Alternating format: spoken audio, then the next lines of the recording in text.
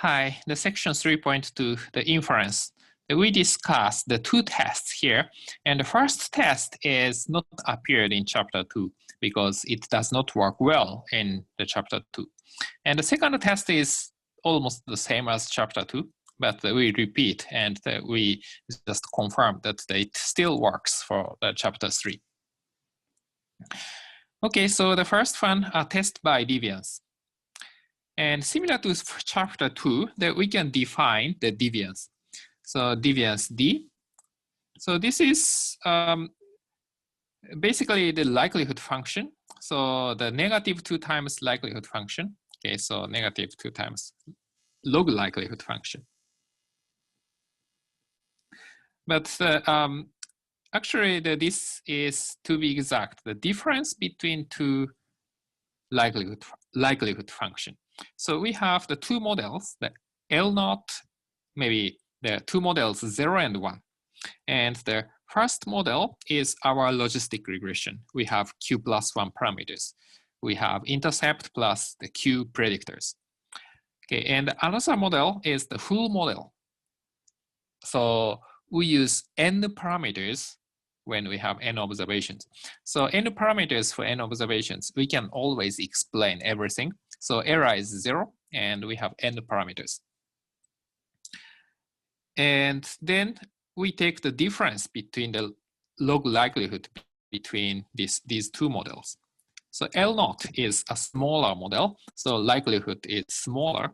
So if log of L0 minus log of L1 we calculate, then that is negative value. Then we multiply negative 2, so that becomes positive. And this is named the deviance. And to be exact, the deviance is defined by this quantity. So the full model part corresponds to this yi and mi part. Yeah, so what's the distribution of D? Actually, we can derive the asymptotic distribution if we just follow the general theory. So we have two models. So the first model, we have Q plus 1 parameter. And the second model, that we have full model, so n parameter. So the D follows, so the difference in degrees of freedom. So degrees of freedom is n minus q plus 1 and 0. So if we take the difference, degrees of freedom is n minus q minus 1, sorry, the n minus parenthesis q minus 1. So n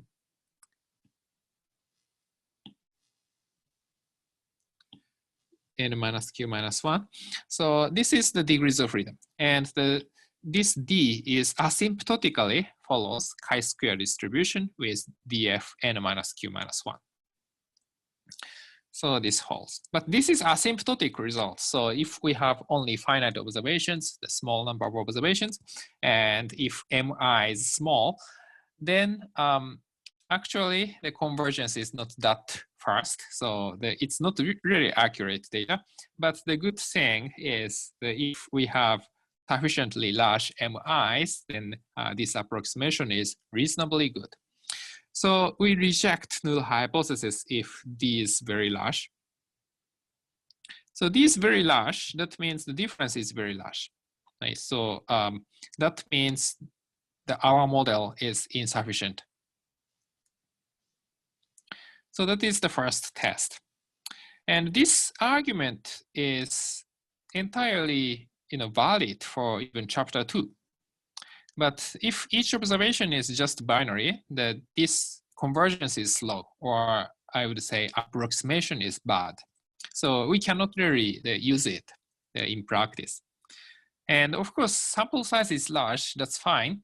But suppose sample size is very large, and then chi-square distribution has very large number of degrees of freedom. So finally, it approaches to normal distribution. So actually, this isn't really work. At least this does not work as a chi-square test. So that's why it's not discussed in chapter 2.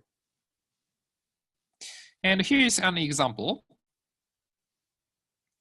So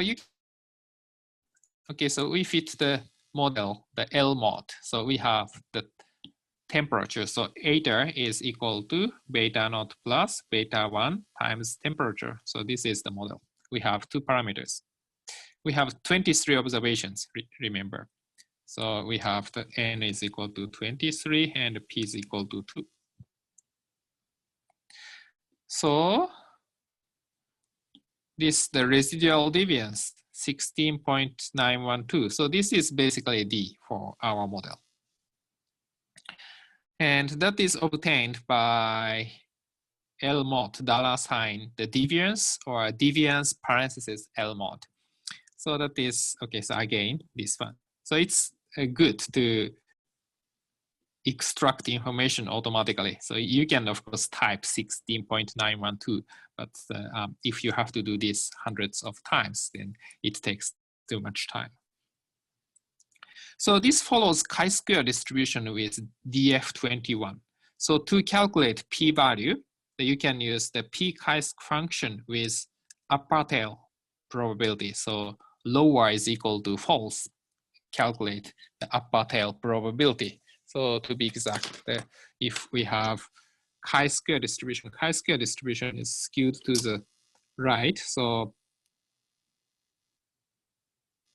typically this distribution. So given probability, given deviance, then we calculate this. So this is p-value.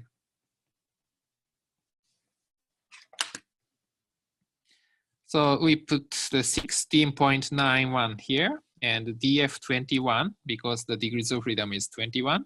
So then the upper tail. So we can get the probability. So actually it's 0.716. So the probably the D is around here. So the area is very large. So we do not reject null hypothesis. So that means our model may be sufficient to explain the probability of the O-ring failure. And sorry, so this is typo and the p-value is the 0.716. Yeah, also we can test the null model. So H naught is eta is equal to beta naught and the alternative model, so perfect model. So n parameter model.